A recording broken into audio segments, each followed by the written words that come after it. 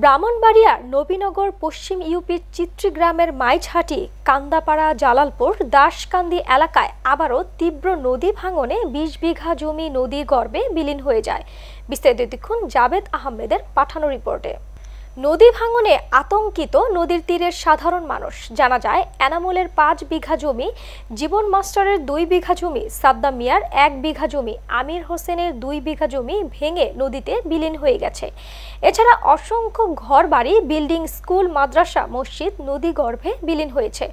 দ্রুত প্রস্তাবিত বাঁধ নির্মাণের জন্য এলাকার সর্বসাধারণের ভোগান্তি লাঘবে কাজ করবে সংশ্লিষ্ট কর্তৃপক্ষ, এমনটাই প্রত্যাশা করছেন এলাকাবাসী। নবীনগর উপজেলা নির্বাহী কর্মকর্তা রাজীব চৌধুরীর সরেজমিনে এলাকায় গেলে আকুল আবেদন জানান উপস্থিত ভাঙন কবলিত মানুষজন। নবীনগর উপজেলা নির্বাহী কর্মকর্তা রাজীব চৌধুরী সরেজমিনে এলাকায় গেলে আকুল আবেদন জানান উপস্থিত ভাঙন কবলিত মানুষ। কর্মকর্তা রাজীব চৌধুরী বলেন, নদী ভাঙন রোধে সংশ্লিষ্ট সকলের সাথে যোগাযোগ করে ব্যবস্থা গ্রহণ করা হবে।